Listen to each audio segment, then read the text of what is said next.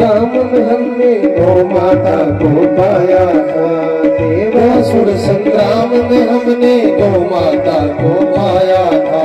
रघुकुल में वह कामधेनु की कान्हा ने अपनाया था, रघुकुल में वह कामधेनु की कान्हा ने अपनाया था।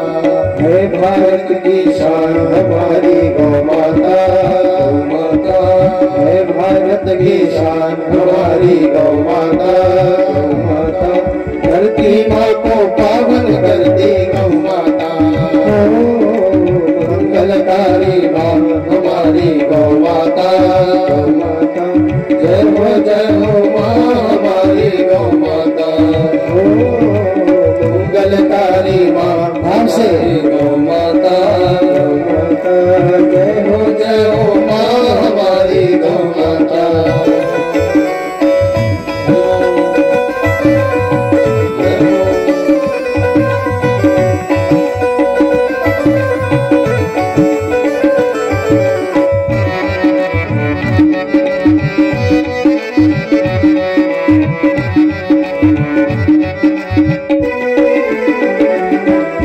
ग्रामोदय से राष्ट्रोदय का ध्येय हमारी गौ माता, ग्रामोदय से राष्ट्रोदय का ध्येय हमारी गौ माता। विश्व का मंगल माँ से होगा कर्म शक्ति है गौ माता, विश्व का मंगल माँ से होगा कर्म शक्ति है गौ माता। ममता का पर्याय हमारी गौ माता, गौ माता ममता का पर्याय हमारी गौ माता। जय हो माँ हमारी गौ माता। मंगलकारी माँ हमारी गौ माता, गौ माता जय हो माँ हमारी गौ माता। जीवन का उत्कर्ष हमारी गौ माता, धरती माँ को पावन करती गौ माता। मंगलकारी माँ हमारी गौ माता, माता जय हो माँ हमारी गौ माता।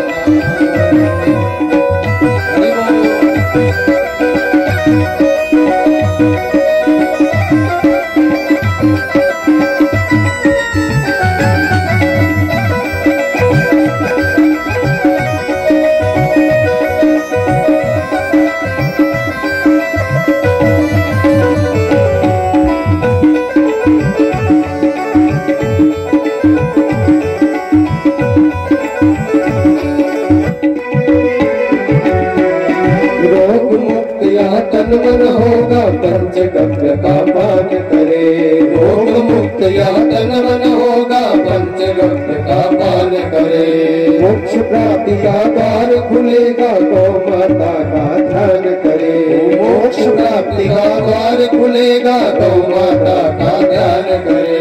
अन्नपूर्णा है माँ हमारी गौ माता, गौ माता अन्नपूर्णा है माँ हमारी गौ माता। जय हो माँ हमारी गौ माता। मंगलकारी माँ हमारी गौ माता, जय हो माँ हमारी गौ माता।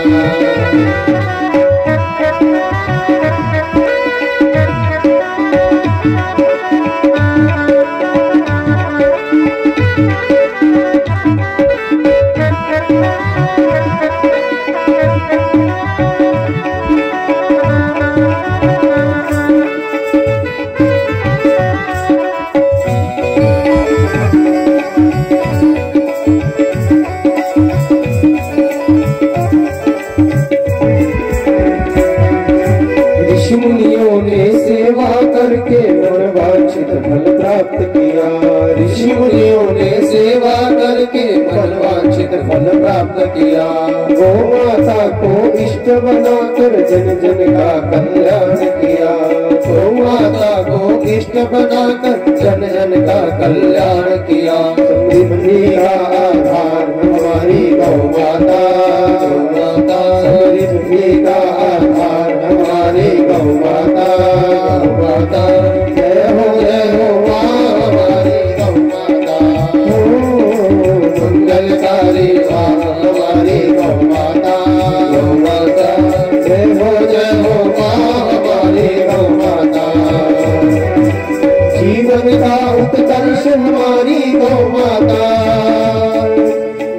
दीवा को पावन करती गौ माता।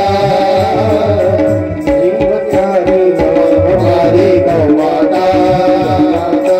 जय हो माँ हमारी गौ माता। जय हो माँ हमारी गौ माता।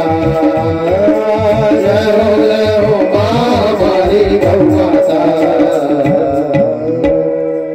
बोलिए गौ माता की। इस प्रकार से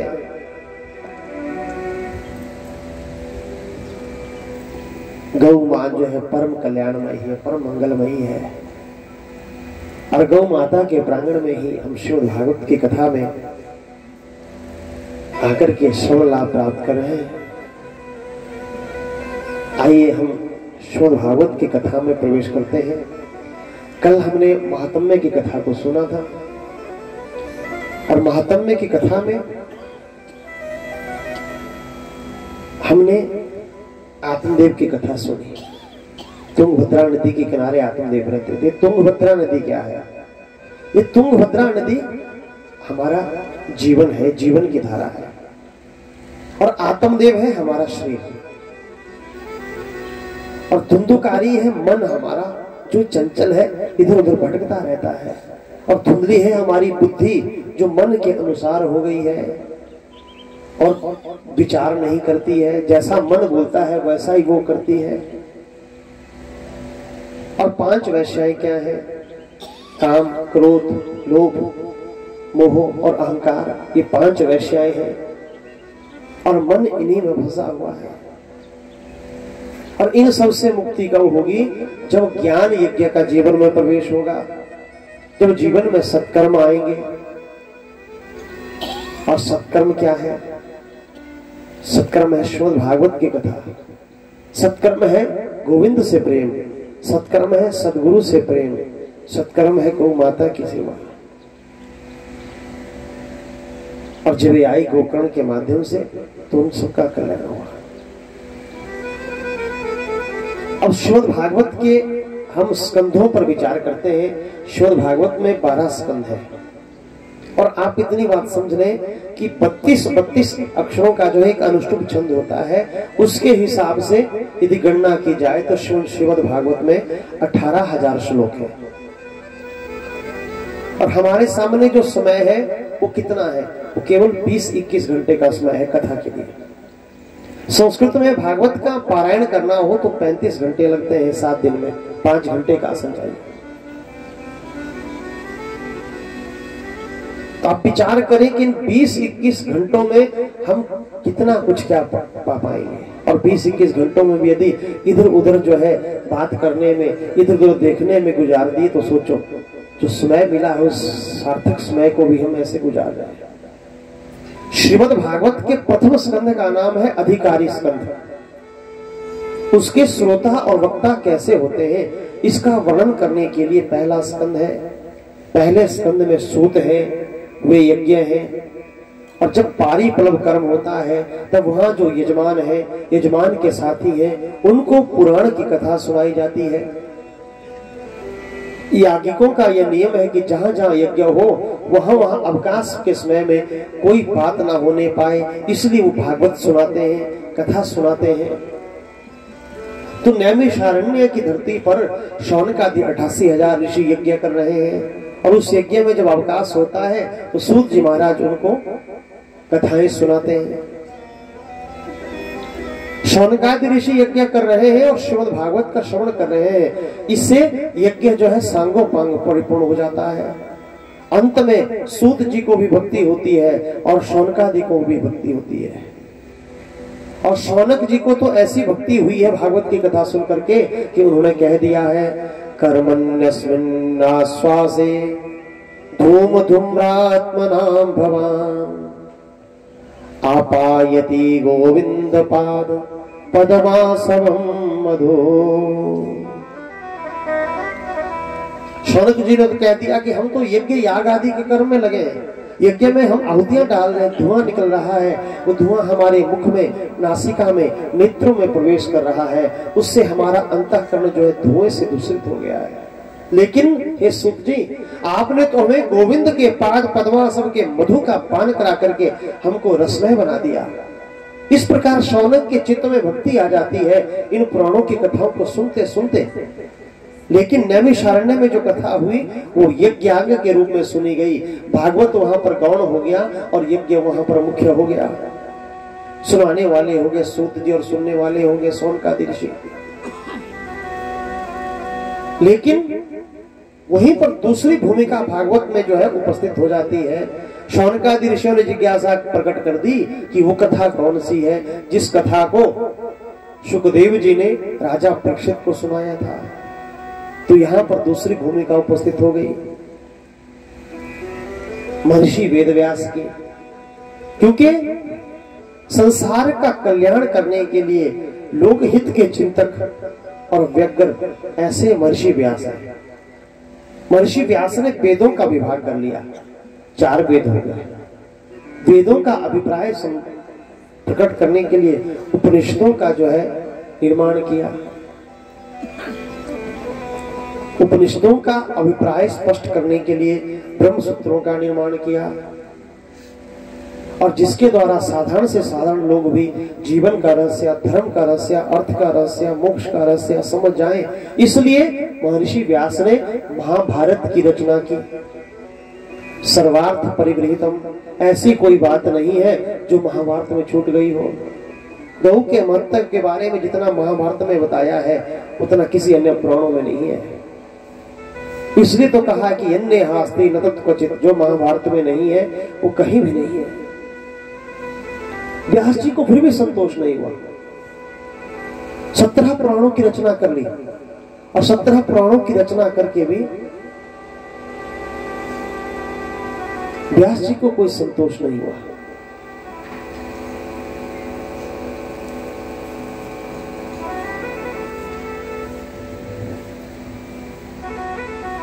व्यास जी ने विचार किया कि देखो आगे तो कलयुग आएगा, और कलयुग में लोगों के पास इतना समय नहीं होगा, आयु कम होगी, मंदबुद्धि होंगे। इसलिए संसार का कल्याण करने के लिए कुछ करना बाकी रह गया, कुछ करना है, लेकिन क्या किया जाए। व्यास जी का मन बड़ा उद्विग्न हो गया। देखो इतना कुछ कर लिया, वेदों का विभाजन कर लिया है, शास्त्रों की रचना कर ली, पुराणों की रचना कर ली, महाभारत को लिख दिया, लेकिन व्यास जी के मन में संतोष नहीं है। क्यों? कुछ और करना चाहते हैं जिससे संसार का कल्याण हो। क्योंकि लोक हित के बिना जो है बात बनने वाली नहीं है। लोक हित कैसे हो? चिंतन कर रहे हैं, विचार कर रहे हैं, लेकिन कोई रास्ता नहीं दिख रहा है। आंखों से झरझर करते हुए आंसू बह रहे हैं, और व्यास जी भगवान से प्रार्थना करेंगे, प्रभु, हे मेरे प्रभु, हे दीनानाथ, कोई रास्ता दो।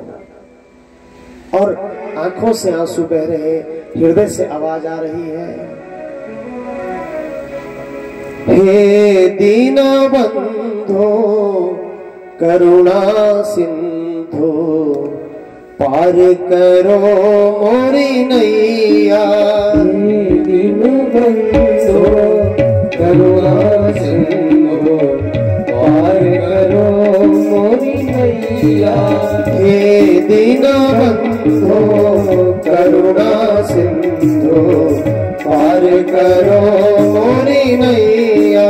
हे दीनबंधो करुणा सिंधु पार करो मोरी नैया। पार करो मोरी नैया भगवन, पार करो मोरी नैया भगवन, पार करो मोरी नैया, पार करो मोरी नैया। हे दीनबंधो करुणा सिंधु पार करो मोरी नैया। हे दीनबंधो करुणा सिंधु पार करो मोरी नैया।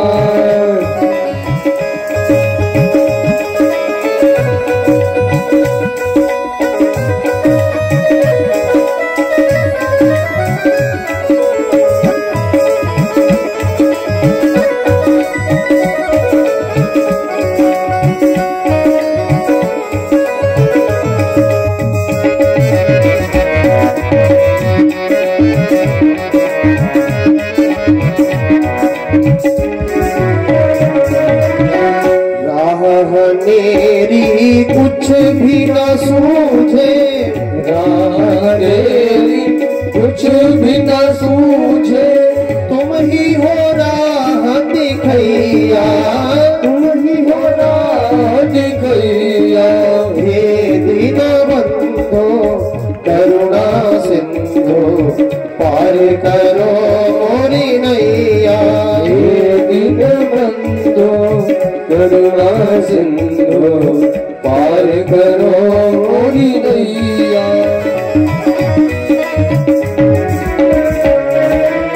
खाली झोली भिक्षा डालो, खाली झोली भिक्षा डालो, तुम ही हो गए